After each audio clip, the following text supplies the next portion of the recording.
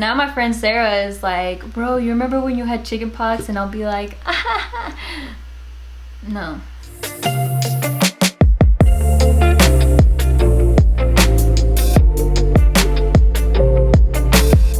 Hi guys, and welcome back to my channel. So for today's video, we're doing something a little different. I'm going to be telling you guys the embarrassing story of how I got the chickenpox. Yeah, and you're probably thinking like, chickenpox, isn't that what I got when I was like 5 and then like only had like a spot here and there and like no big deal? Well, yes, but I got mine just recently, just a few months ago.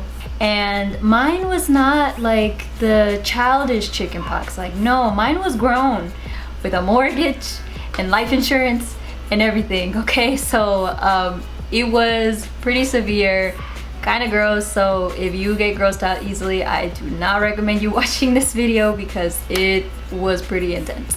The first thing that I want to start off by saying is that yes, I was vaccinated, okay? But it didn't work. I mean, I don't know, like I got vaccinated like everybody else did when they were a kid. I obviously didn't get chickenpox when I was younger, so you know, life went on, and then boom, all of a sudden it just popped up. Like, what can I say? The week before I found out that like I definitely had something, I was working fine, I was going to school, like everything was fine, like I didn't feel sick, you know. It wasn't until one weekend, like starting on a Friday, I was feeling like really tired, and I just thought like, well, maybe it's just because work has been pretty heavy on me lately, or maybe I just haven't gotten enough sleep. Like I just felt really tired. When I would shower, I noticed that my back was like really bumpy, like it was starting to get bumps, and I thought like maybe I'm just breaking out of stress, or like, you know, just things like that, like normal stuff that people go through. That weekend was pretty weird, right? But I didn't think anything of it. The first half of the week, everything was fine. I didn't have any symptoms. Monday, Tuesday, and Wednesday, your girl was perfectly fine. Thursday came around.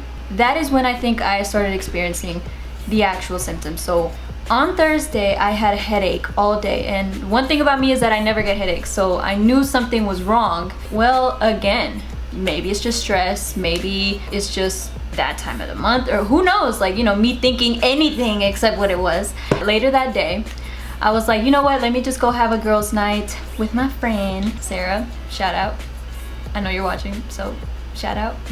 Let's just de-stress, let's just watch a movie and it'll be okay, everything will be fine. We put on this what was the name of that documentary?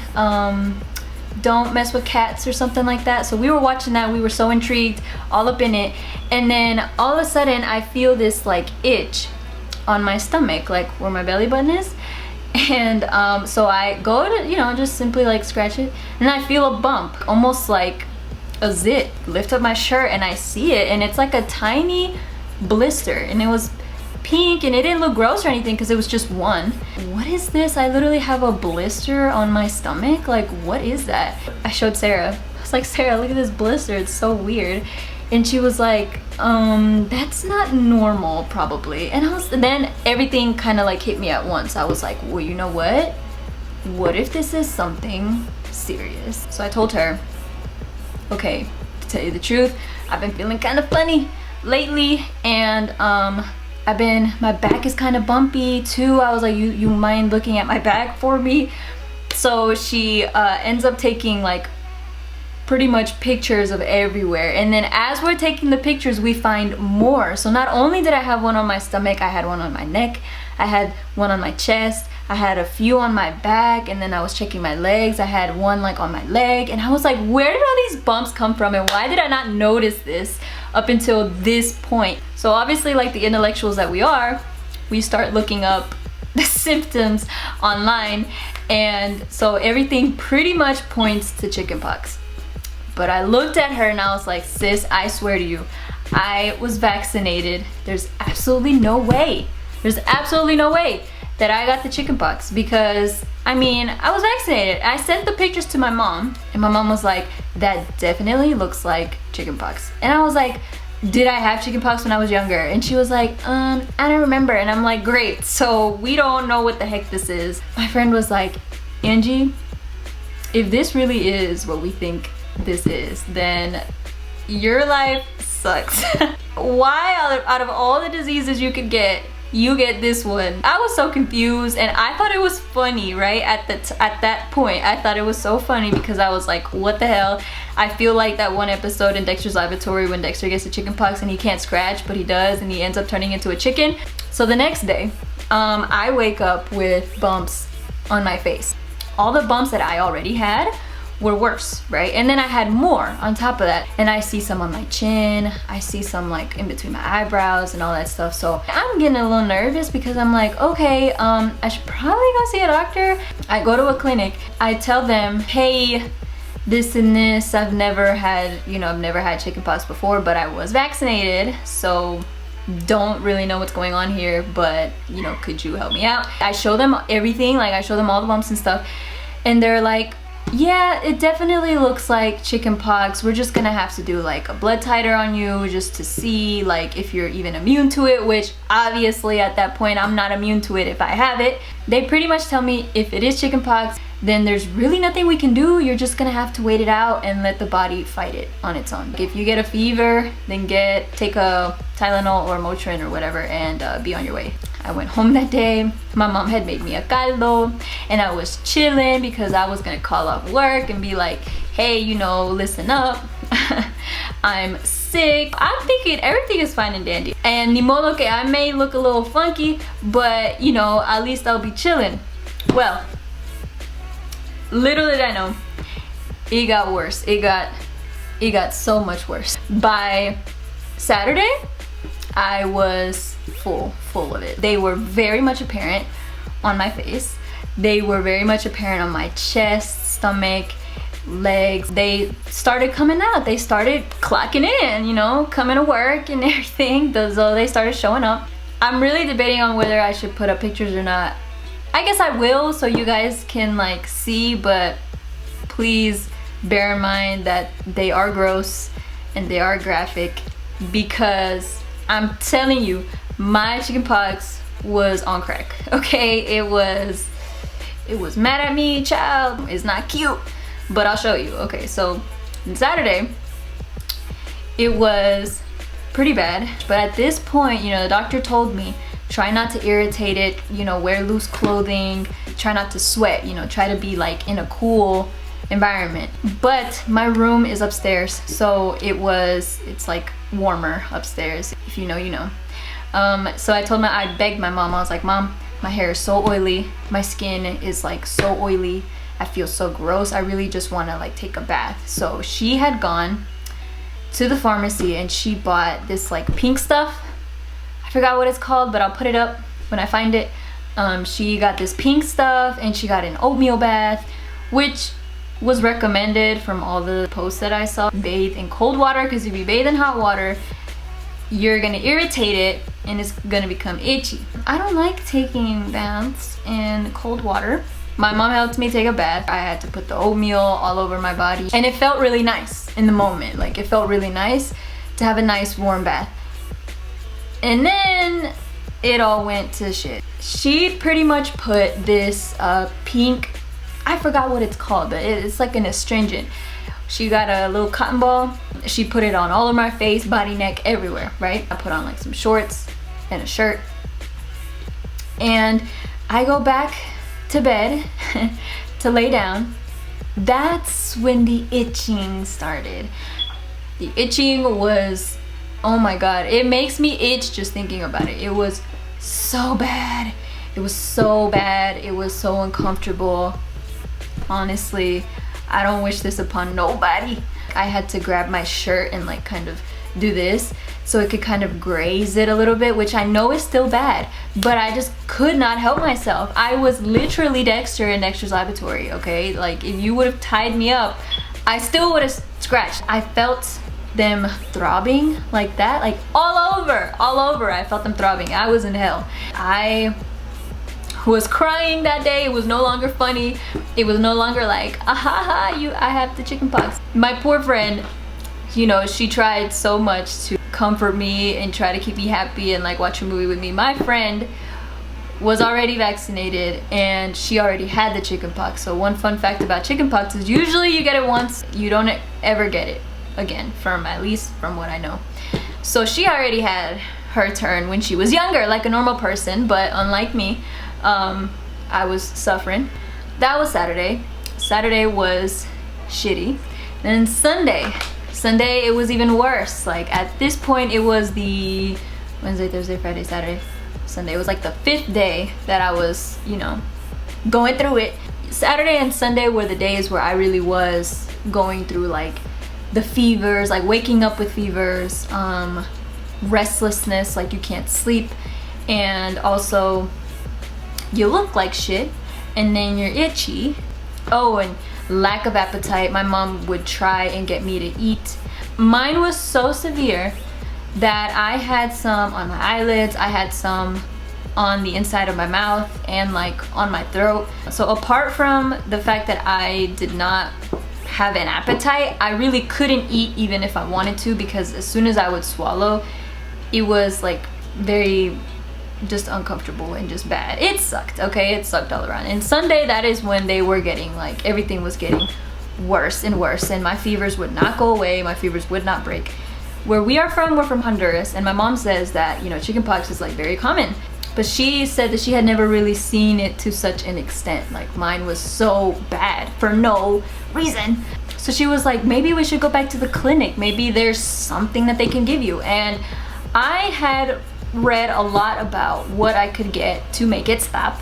There's this medication that's called acyclovir. So I was hoping and crossing my fingers that if I went to the clinic on Monday, they could mess with me on the acyclovir and hopefully it would go away. So basically what that medication does, it slows down the replication of the virus, and therefore like you don't get as much symptoms, and therefore like everything just goes away faster.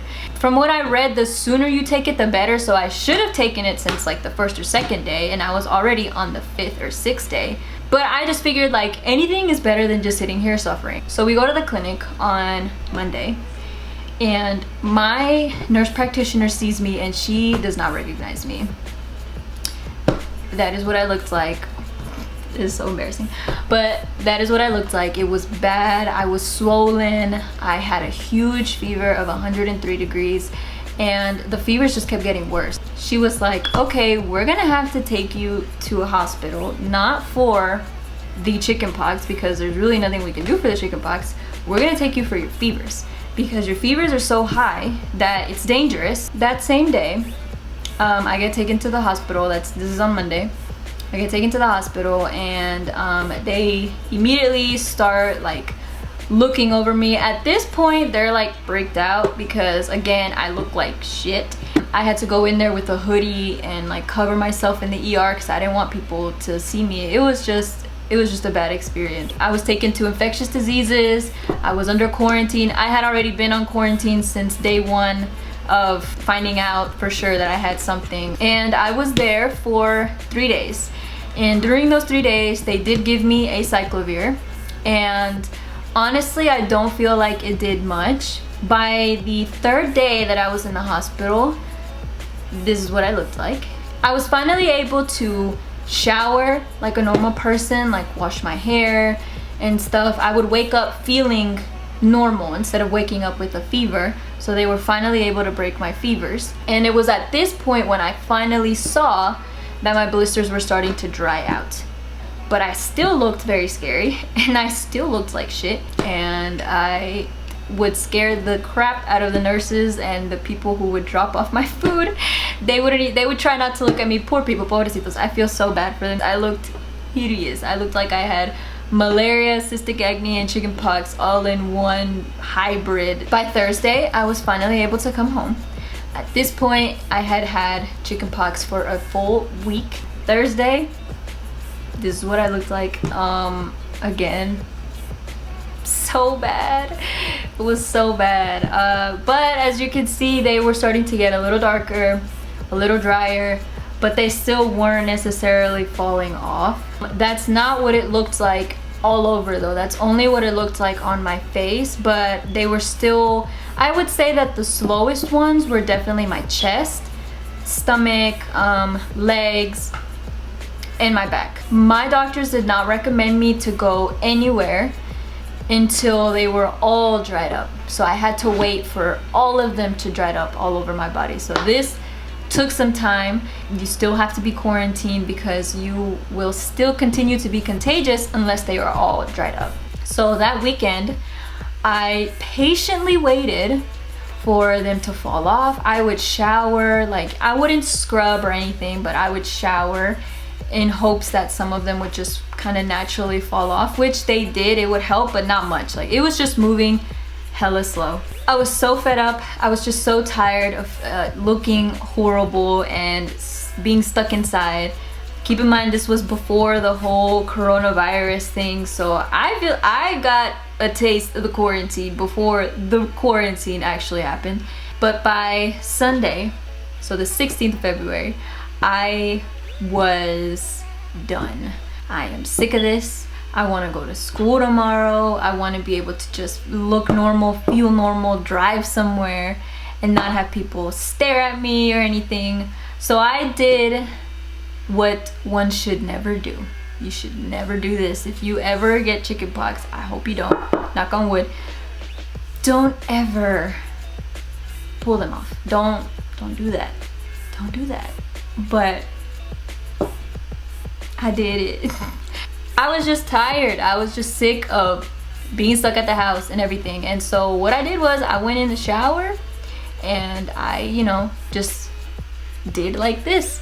And they pretty much just fell off, you know, on their own. This is what I looked like right after doing that, which as you can see, it left a lot of like redness in those spots. Yeah, I probably shouldn't have done this, but it was already too late, and especially on my face. I don't know what brings me to believe that it was a good idea to do that to my face, but whatever.